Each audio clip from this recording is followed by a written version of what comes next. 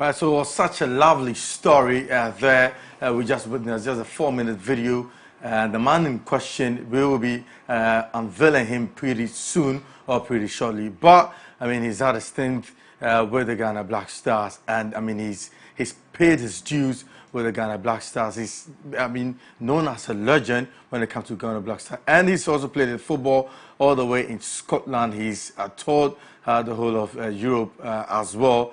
And the man in the studios is the man we're going to have a conversation with. It's Laryea, number 7, Kingston. Laryea, thanks for your time. Thanks for having me. I mean, I know that it's been a hectic time. I'm trying to chase you wherever, but to put up your duty schedules to come here, I mean, I'll say that a massive thank you to you for your time, and I'm so grateful to have you on the show today. Thanks for having me. Great, but let's now kick the ball rolling, shall we? But we'll be talking about how this unveiling came about, maybe at the latter part of the show. But, I mean, how did football all started for you? A lot of people that know me knows that I'm from a football family. My dad used to play for Accra Suffolk before moving to Accra Great Olympics. He was a goalkeeper, played for the national team as well. And you can see my senior brother too. It's a goalkeeper as well, so it runs in the family. You know, it wasn't easy. I'm not going to say that it's easy because it runs in the family. You have to work hard to get everything you have to achieve. So as you can see, I'm from a football family. Absolutely. And I love the game of football. But then playing for Accra Great Olympics at that young age, how was the feeling for you? It was pretty difficult. I will say that in our time, that we break into the Premier League, that time you don't see younger players playing in the Ghana Premier League that time. We were about 7 players from Colts football straight to Accra Great Olympics, Accra Great Olympics in the Premier League. We were lucky enough in 1994. We were Greater Accra champions, and then we represent Greater Accra in the regionals, in the under-15 tournament, and then which we won as well. So that was my breakthrough. So from there, then I was picked to be part of the national under-15 by then. So that's how my journey started. Laryea Kingston is a household name, but how do you keep up when, or how is a normal day for you in town? I'm used to it right now. You know, you've been in it for a long time. Sometimes you have to balance it. Sometimes, you know, you have people on the streets that they've seen you on the screens, but they've not been close to you. And we are there for the people, you know. Making as a star, you don't make yourself a star. You work hard to achieve whatever you want to achieve, but it's up to the fans to accept you or not. So you always have to make them feel comfortable whenever you see them. It's like I said, you have to balance it. It's sometimes very tough. Sometimes you need your privacy, but the moment they see you, they want to have a fair share of you. You have to have time for them. But as a human being, you also have to have some balance to it. Absolutely. But you started playing football with most of your childhood friends. And how do you keep up, or how do you still keep up with them? And have they really made an impact on your life? Yeah. I still have my close friends since I started with from Jamestown, Bukom, to be precise. Once a while, anytime I have time, I go to them. Even 2 days ago, I went there, stayed there till like 3-4 a.m. with them. For a long time, I've never been there. I really enjoyed the place. Sometimes too, anytime I'm in Ghana, I like to invite them home to come and be with me. You know, so I've been very close to them. I don't leave them, you know, because I know we all started from somewhere, and God has been very good to me with my hard work and the goal that I set ahead of me. I've worked towards it, and I'm still pushing to get to the top. So you don't have to leave them behind. I always bring them close to me all the time. Absolutely. But discipline, the same football, it makes you succeed. And for you, you've been disciplined through all your entire career. And how has this got to you, or where has this discipline got you into? Everything in life, you need discipline to achieve whatever you want to achieve. without discipline, I don't think you get anywhere. It's difficult to have that consistency. You know, sometimes you meet people that you know, you can be led astray sometimes, but it's up to you to recognize it first and then come back to the right track. You know, it's very, very important to surround yourself with positive people, which I've been lucky enough to have positive people around me enough. Once in a while, you have one or two negative ones, but it's up to you to notice it early and then go away from those people. You try to change them to dance to your tune, but if it doesn't work, then hey, you have to try and find the positive ones around you, and then that will help you grow. Absolutely. But then you are. Let's not talk about you and the public. You are a top star, but how do you keep up the pressure? I mean, to know that you've done a whole lot for the nation, and people also look up to you. And how do you keep up all this pressure in public? You know, where I grew up is a tough neighborhood. You know, so if you can grow up in Bukom, come out well, then you've seen a lot. You know, like I said earlier on, that you need a balance to that. You know, the pressure is there, and I'm someone that I perform better under pressure. You know, there is a saying that pressure will make you and break you.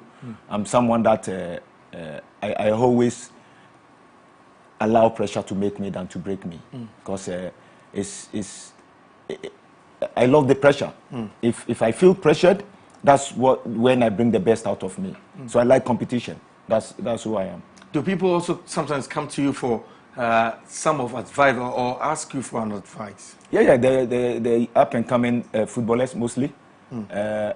Most of them they always confide in me. The ones that feels that I am the right person, I can advise them. They come to me. I'm always there for them. Someone like Daniel Amate, when he started, you know, I was holding him so well. You talk about Clifford Abuaji as well. Oh, okay. Yes, Clifford Abuaji as well. We're talking a few. Gracin Awako, you know, I've been the advisors, try to guide them and then help them grow in their career. So once in a while, these young boys, anytime they get in touch with me, they try to come to me for advice. Do they still remember that you were the one who actually, I mean, told them the right thing to do, or showed them the right path to go whenever they achieve something? Do they still look back to you, to what you've told them before? Oh yeah, they still have so much respect for that. I've not been hearing from them, but sometimes the feedback I get from people that I've really helped them in their career. Not only on the pitch, but mostly off the pitch as well, in terms of investment, because we all know that football career is very short. So most of them look up to me. I've done small things in my way when I was playing football. Try to invest one or two things. So sometimes they try to come to me, not only on the pitch but off the pitch advices as well, and which I think most of them are utilizing it well, and you can see they are enjoying it. They are smart people. Absolutely. But I know that when you are playing football, you are very much emotional. So how do you keep up with defeat? I'm someone that I don't like defeat. You know, I always, everything I do, I put in 100%. People that knew me from my childhood days, they will tell you that I always try to give 110% in everything I do. On the pitch, I try to give my best. So far as I'm not on the pitch anymore, or the final whistle, I keep going till the end. You know, for me, I think that's and sometimes too, I go overboard. Okay. You know, sometimes I go overboard. I'm too aggressive sometimes because I don't like defeat. You know, I get frustrated if things are not going on well with me. But most people keep telling me that this is what made me great. You know, so for me, I think it's good to have something in you, but it's up to you to shaping it and then help you get to the top. Do you sometimes cry when you find out that, I mean, we were just lucky to sneak this result, we were just lucky to get this win? Do you sometimes cry when you see that it doesn't go your way? It's hard for me to cry. Oh, really? Yeah, it's very tough to see me shed tears. I always harbored things in me. I go behind everyone, hide myself, stay in one corner, and then whatever tears I wanted to pour down, I do. And in front of people, I try to hold things.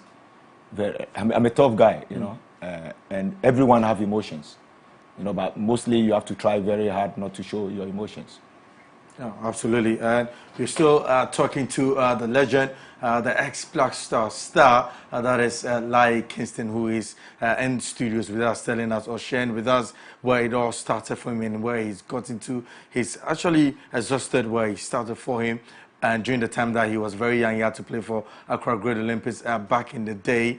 I mean, he was part of the team that actually had to win the 1993-94 league trophy, and it was absolutely a great one. And he said he still keep up with some of his teammates where he had to play with them during coach level, and that's such an incredible touch that he has. But one thing which he said is that he's somebody who doesn't like to cry. I think I'm going to push him to the way again to ask him some difficult questions. But so you can also send your comments, I mean your messages that you want Laryea Kingston to ask. So the number is 0550-331-511, 0550-331-511. Let us hear from you. What do you want to ask Laryea Kingston? But Laryea, before we delve into the international bit, which I'm sure definitely we're going to go there,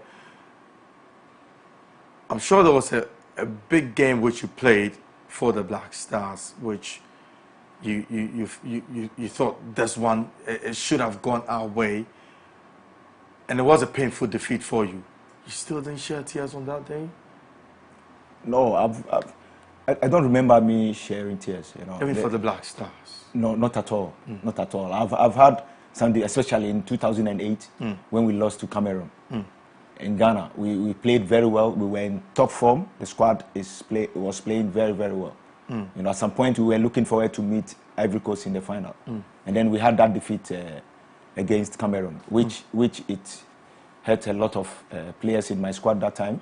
It was quite a very huge disappointing to everyone, all Ghanaians. But you know, like I said, we have to. If you have to cry, you have to be mad, crying you. And absolutely, yeah. Absolutely. I think that moment was very tough for everyone. All right, but what or who inspired you when you were very young during your playing career?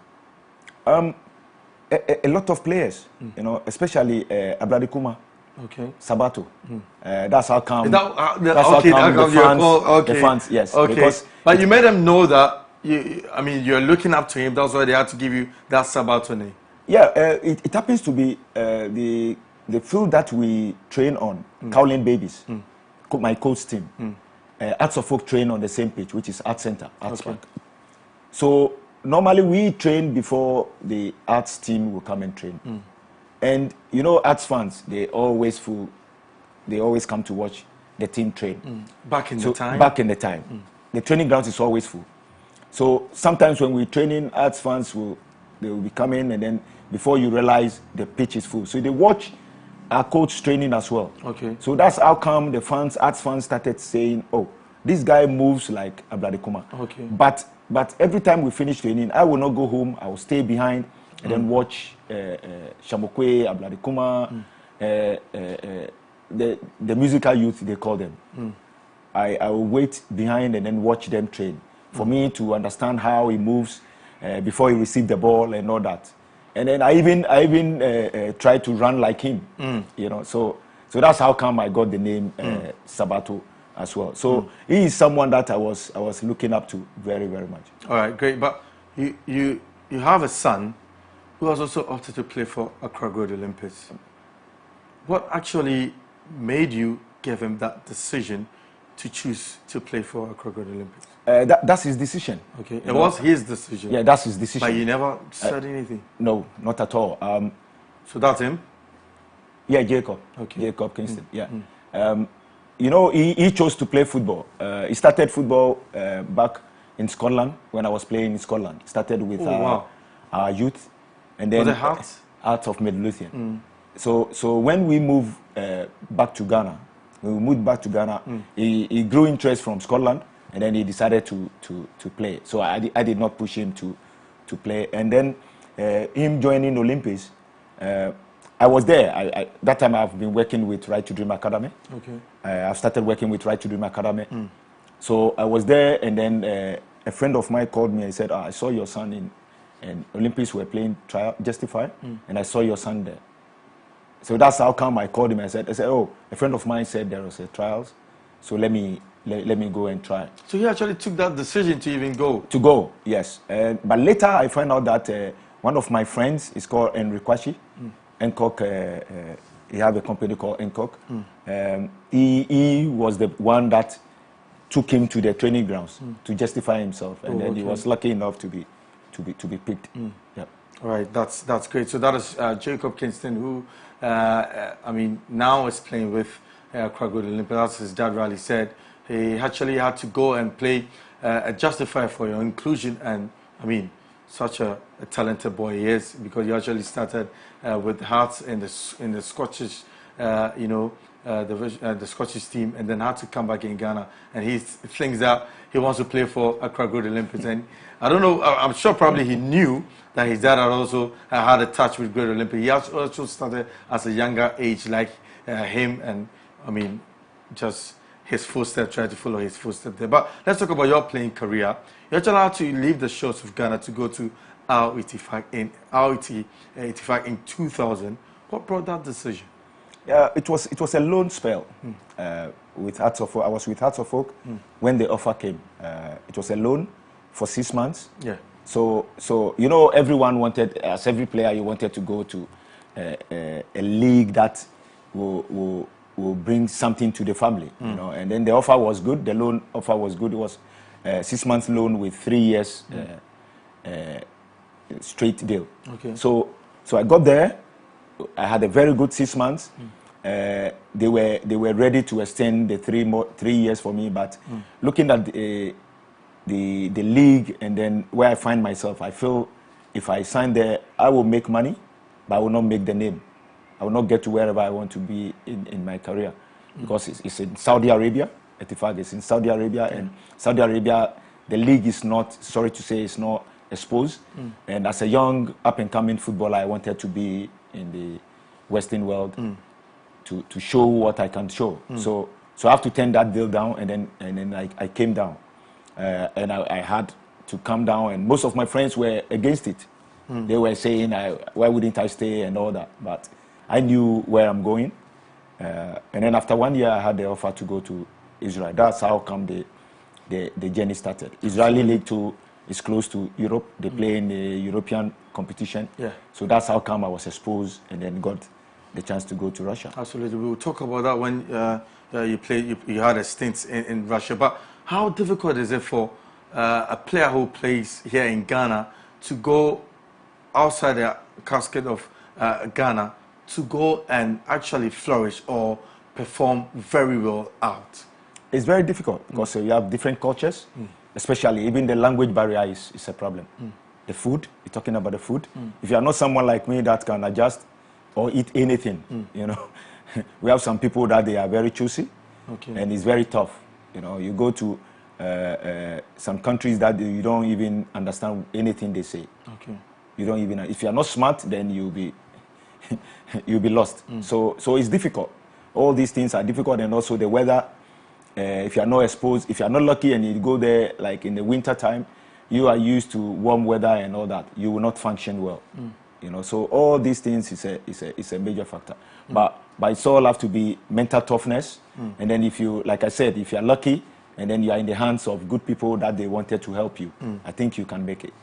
Absolutely. But you played, now let's jump into Europe. You played so many teams in Europe, but where most people actually know Laryea Kingston is when you were in the Midland, Scotland with Hearts of Hearts. And tell us, how did it all come about for you, and what really enthused you to actually pick Hearts in Scotland? Yeah, it's a funny story. I keep saying that it was like a blessing in disguise, because I was playing in Russia for over 4.5 years, Bolton Wanderers, Sam Allardyce was like scouting me. I wanted to come to that, but you let's go. Let's move on. Let's move on. Yeah. Sam Allardyce was scouting me. They came to Russia. I was playing for Lokomotiv Moscow then. They sent some scouts to be monitoring me for like almost a year. And then I remember we finished the season in November, and then my agent said to me, "You are not going for holidays now. You have to fly to England." So I was like, "Wow, I've been in the league. I've played every game. I'm tired. I'm thinking of going for holidays, and now I have to go to England." Okay, so I went to Bolton, did my medicals and everything, and then Sam Allardyce. I'm supposed to replace Ivan Campo, former Spanish international. Ivan Campo, he played for Real Madrid, and I'm supposed to replace him. He have 1 year in his contract. I finished the medicals in around November, and then Sam Allardyce left. No, Sam Allardyce asked me to go for holidays and come back in January. Okay. So I finished medicals, everything was good. We spoke about the contract, everything. Then I went for holidays, came back I remember on the 5th of January. I came back and Ivan Campo changed his mind. He doesn't want to leave again. Wow. He have 1 year in his contract. So then Allardyce, I remember Sam Allardyce and Sammy Lee, they invited me and they told me, this is it. So I had two options, Leeds United, they were in championship then, and then Hearts of Midlothian. So because of my CV, I didn't want to play a lower league. So the advice I had from my agent was Scottish Premier League is a gateway to the English Premiership. And most top players played in the Premier League, or from Premier League they come to English Premier League, they go to Scottish Premier League, or from Scottish Premier League build themselves up to come to the Premier League. So it makes sense to me. So I said, okay, come on, let's go to Edinburgh. Then we went to Edinburgh and then signed for Hearts. And I had a very good season for 3.5 years with them.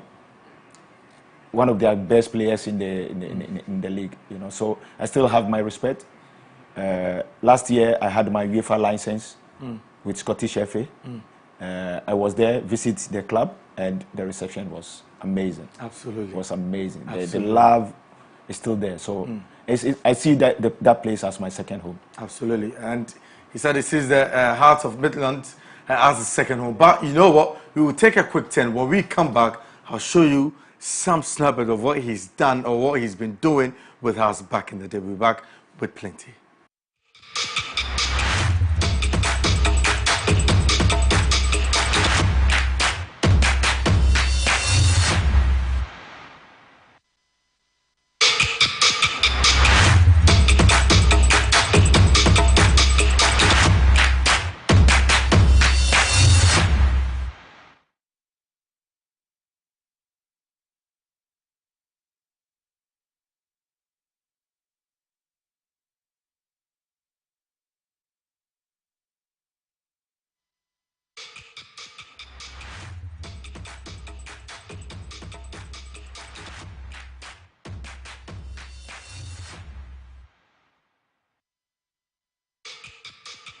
Ice Adonis, the story of stepsisters whose rivalry turns to hatred when one sister is framed for murder. From the action-packed opening episode featuring a prison break followed by a dramatic fight at a wedding, the story twists and turns through 5 years as the wrong sister battles to win back the life and love stolen from her. Be ready for the suspense, the excitement, and the emotional roller coaster. An addictive tale of hatred, rivals, manipulation, and deceit, set in the glamorous world of the cosmetics industry.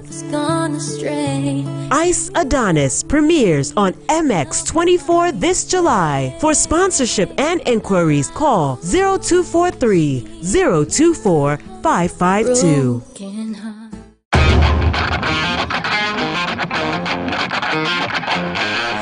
Dreaming of a property for your home or workspace is one thing, but finding the property at the best locations with the most favorable condition and closing that deal is another. And that's why we are here From Accra, Ghana, to Lagos, Nigeria, to Cape Town, South Africa, we are bringing you prime properties, affordable home solutions, and intriguing interviews with CEOs of various real estate companies and everything in between and on.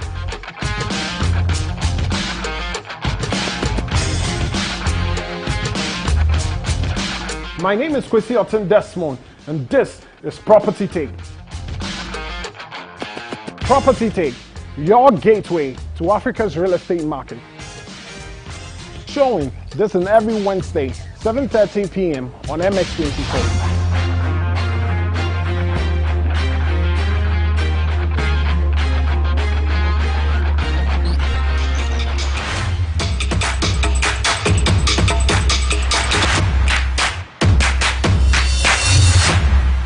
All right, so we're still in conversation with lie number 7, Kingston, who is, I mean, the toast of the town back in the day. That number 7 shirt, he won't leave it for anybody else.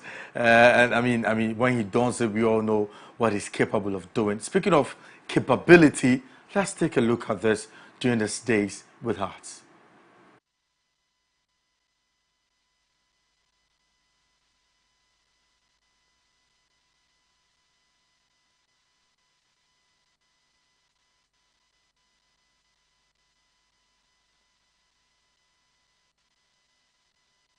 Goal? Yeah, that was my first goal. Wow, and a free kick. Yeah. Interesting. I have that qualities. Yeah, of course. You know, absolutely. in every player, you need to have one strength that you can help your team win games. You know, which for me, I think that's what I trained and then stick with me. Absolutely, absolutely. So that was his first goal, and I think after that there was this one also. That came through. Yeah, against Motherwell. Yeah. What year was this? 2007. Wow. 2008. Wow. I was flying that time. I mean, you were absolutely on. I mean, that time. Brilliant. You know, and I in my playing days, I always like to shoot when a defender is coming close to me. With that, the goalkeeper will not have clear view on the ball. So if you look at this goal, there's a defender coming to me. Shake the first defender and then took him off. To unleash that one. And then use my weaker foot. Brilliant. And I timed my round very well in behind, took him on, shake him, one defender coming. So the defender in front of him blocked the goalkeeper's view, if you look at it. Shake him, put him away. Yeah, he's coming, one blocked so he him did not see the superb goal. So that's how I shoot. Superb goal. You don't see me shoot more often. Yeah. But during those times, you're donning the number 10 shirt. Yeah. There's a story behind this number. Okay, 10. You should tell us. You should tell us. You remember the and that boogie dance there. Yeah. Interesting. I was learning from Asamoah. Oh, okay. Okay, brilliant. And those are also from outside the box, saw where the keeper was, had to left it over the goalkeeper. Yeah, against Inverness, I think. Yeah, Inverness. And like I said, you know, goalkeepers who like if you shoot with power, they love it. But I always try to deceive them with my chip and all that. If you look at this, I saw him coming forward and I just looked the ball behind him. Left it over him. Amazing, incredible. That is the Laryea Kingston, which. And so you're telling us about the number 10 jersey. The number 10 jersey. It was. I love the number 7 shirt, like you said. Yeah. That's my favorite number. So when you look at the first goal I scored, I was wearing number 34. That's when I first joined the club. Okay. And they have their senior player, one of their legends, wearing the number 7 shirt already. Okay. Neil McCann.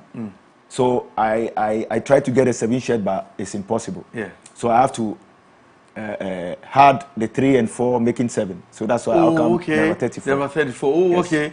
So after one season, and then he left. Okay. He left to Rangers.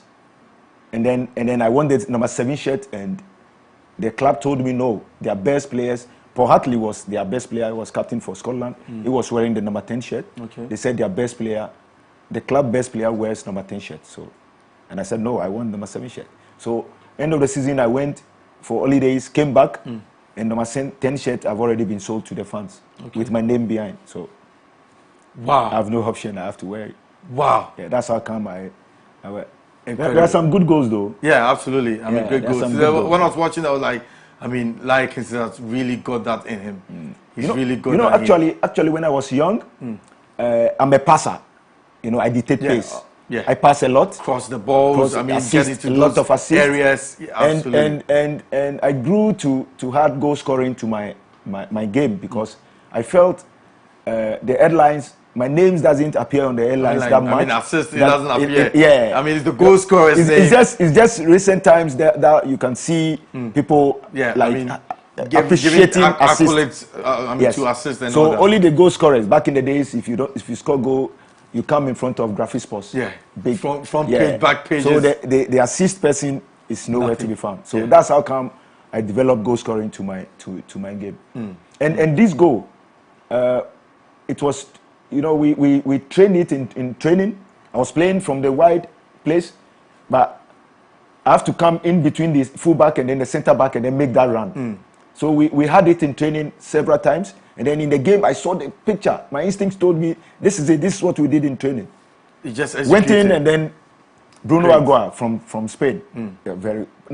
Portugal. Very good player. Great. And this was another free kick again. I mean, back in the day, we all knew that when there's a free kick, nobody ventures because Laryea Kingston is there and he will bury it. We've seen the second one. We've seen, another free kick from you, a different angle. But the execution, it comes with consistency. Absolutely. You know, this time, after every training, I find time and then stay behind and then practice it. This is what I've been doing. I use my jacket, my pullover, go to the top corner, tie it at the top corner there, tie one at the top corner there, and that's my target. Wow. That's what I do. So I have 10 on the left. 10 on the left side of the goal, but I'll aim the same direction. Okay. 10 balls, the same spot, but I'll aim where the goalkeeper is standing. Because normally when goalkeepers make a wall, they stay on the other side. On the other side. So normally their mind is to just dive behind the goal. The place they've actually given the gap. Yeah, so the wall. Dive behind the wall, because most players will always go over the ball. Absolutely. So goalkeepers are anxious to run behind. So if you look at this goal, I put the ball to where the goalkeeper was standing. Absolutely. Because when you look at his reaction, he anticipated that he's going to move to the other side. And then I put the ball to where he was standing. So it comes with practice. Absolutely. I've been doing it a lot. Absolutely. And he had a brilliant. If you look at it, he's going to. Yeah, he moved to this direction. So he lost his footing. It's difficult to score there. Look at him. Look at where he's standing. Look, he's moving. And then I put it at where he's standing. So does this goal, similarly reminds you of what happened in 2010? Diego Forlan, Uruguay.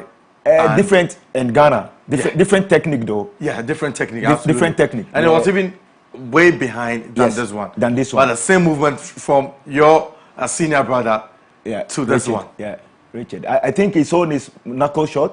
Yeah. And knuckle the ball comes, and then when it's getting to you, it changes the direction. So the knuckle shot or the knuckle ball, is it that when it gets there, the wind automatically changes it, or it has a way of playing it? You know now football technology have set in a lot, and players and sports science are educating footballers. Back in the days, if you look at Ronaldo and all the before they put the ball down, they turn. You see where they pump the ball, they turn it to face the goal. Absolutely. So that they hit the back. Is it that? So the ball. I was thinking that they hit where they pump the ball. No, they hit opposite. Okay. So if the tip is there, they hit here. Okay. So that's what makes the ball dead in the air. Wow. That's what I learned. But you need to practice as well. Wow. You need to practice it. That's knuckle. Wow. That's what Cristiano Ronaldo was doing throughout. Absolutely, absolutely. But then during your days with us, we understand that there's some interest with Fulham, Newcastle United. Tell us about those interests. And did you love to play in the English Premier League? Yeah, that was my aim. My dream is to play there. That's why in the first place I moved to England. I was unlucky. Fulham, it was a mid season in transfer, January, I remember. I remember we having a game before the match in the players' lounge. Sporting director from Fulham came. My manager was there. We sat in the players' lounge. We have a chat. So immediately after the game, we have to fly to England and then for me to sign the contract. Absolutely. My first touch in the game, I torn my hamstring. Wow. Grade 3. I have to stay out for like 8 weeks. And it's January transfer window. They need a player like me to replace him. So they have no choice than to find another player. So that's how come I mix it. Wow. But with the Newcastle, I think the offer they put on the table and the offer my team have on me, they cannot meet the asking price. The asking price. So that's how come it did not happen. Wow. Wow. So that's some sort of news that we didn't know at the time, but the man is here to actually tell us what really happened on the day. I mean, the Fulham one, I mean, I'm so gutted not to have seen him in the Premier League, but because back in the day when you were playing the Premier League, you were, I mean, you were a superstar. But then let's now talk about the Ghana Black Star. How difficult was it back in the day to earn a call-up? And when you had the call-up, how did you embrace it? And how, I mean, some of your emotions for when you had your very first call-up to the national team? I was very excited to come and play for Ghana. I was playing in Russia then. My first call-up was the first game in the 2006 World Cup qualifier against Burkina Faso, away game. By that time, I did not have a call-up whilst I was in Russia. I came for holidays, and I had a call from the FA that I have to join the team to travel to Burkina. And that time, I felt my club doesn't know that I'm coming to play for the national team. So I told them that I think they should do the right thing. Okay. So I don't think. So who came to you? Who came to you that, or who brought you that message that you had to join the team? We had a friendly game. I think there is a charity game. Abedipele 11 to Nieboa 11 at Accra Stadium. And that time they signed Djokovic new. So he was there with Nyantechi, Papse, the management of the FA. They watched the game. So after that, I think the coach got interested. So immediately after the game, I had a call from Fred Papo, that the coach wanted to talk to me. So the coach said, "Oh, next week we traveling to Burkina. Can you join the team?" And then I told him I will come to the camp. So I went to the camp, met them. We have the chat, and I told them we all have to do the right thing. I'm on holidays. My team doesn't know that I'm coming to play for the national team. So we all have to do the right thing. So they should excuse me on this game, but I promised them the next time I got invitation, proper invitation to come, I will. And then I went back to the next game. Then I had the invitation to come and join the Stars, which I did. And from then, I'm stuck. Absolutely. You played with so many generational teams in the Black Stars. What did it really mean to play with the likes of Stephen Appiah, Michael Essien, and Muntari? I was lucky. I was really lucky to have this squad around me. You know, that's what helped me to stand out. You know, all the players that you've mentioned, during that time, they played in top leagues. Absolutely. They are in top 4. I mean, Stephen Appiah was in Fenerbahce, then Juventus. Yeah, Sule was playing Udine. Later, he moved to Portsmouth. Yeah. You talk about Essien, you don't have to talk about it. It was the best midfielder in the world that time. Back in the day. You know, you go to the difference. You have John Mensah playing in Rennes. Yeah, Rennes. Yeah, you have Ricardo, PSV playing regular.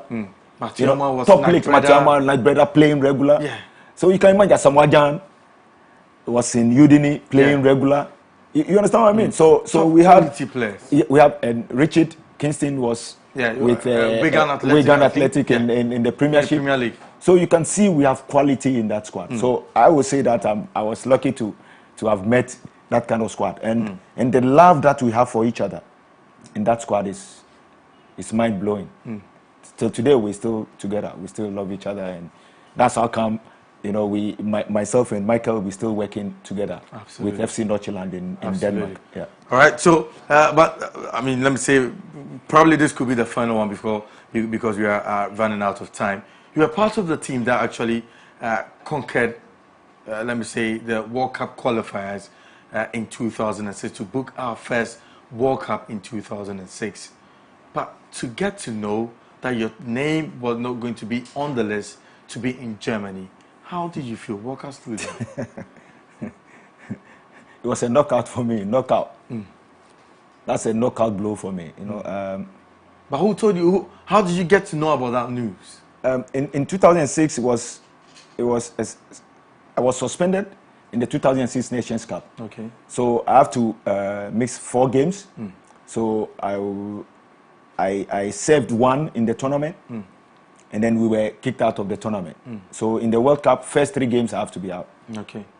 First 3 games. But for me, I was thinking I should have be with the team. So in case the team progresses to the next round, I would have been able to play. And every player's dream is to be at the World Cup. And then talking of me being one of the key players that made it possible for us, I should have at least enjoyed that moment. But it's rather unfortunate. But the 2006 is something that, just by the way, but the 2010 one was the one that finished me. Because immediately after the World Cup, 2006, I joined the team again and I played all the games, all the qualifier, all the friendly games, all the qualifier. Get to 2010 World Cup again, and that one I'm not on suspension, and then I don't know what happened. A day before they moved to South Africa, I was asked to go home. Wow. Yes, a day before they moved to the tournament, I was asked to go. During your time, were there any? I mean, difficulties in camp? Were there any misunderstanding in camp during your time? No, nothing. I don't know. I'm still searching for answers.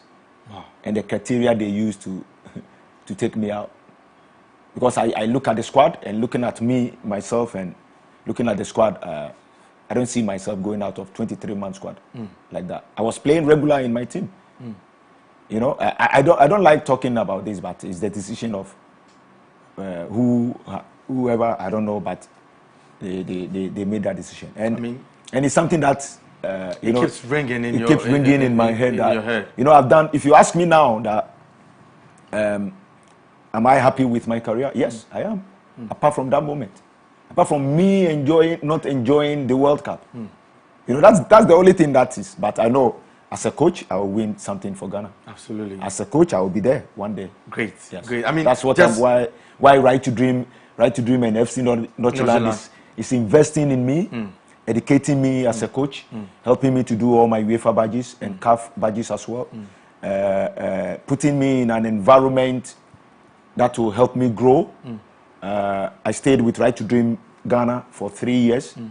I was the head coach there. I did very well. They realized, okay, this is the next phase of my career. They moved me to FC Nordjylland. They are another club in Denmark. U19's coach, good environment to develop as a coach, modern trend football, modern style of play. That's what I'm learning now. The final question before we leave: if you had to get the opportunity to coach the Black Stars, would you take it? Sure, that's my dream. That's what I wanted to do. That's what I wanted to do. That's why I'm putting everything in coaching, education, to educate myself well. When the opportunity comes, then I'm ready for it. Like Kingston will say, a massive thank you for your time. I mean, we really had an incredible time on the show with you. And as you heard it from him, I'm sure we could go over and over, because there are so many questions I could have asked him, but then because of time, probably we'll do this another time again. So from myself and from the entire production crew, I would say that a massive congratulations to Laryea Kingston for coming here as well, to honoring our invitation. But up next is Spotlight with Noam Fallon. Don't go anywhere.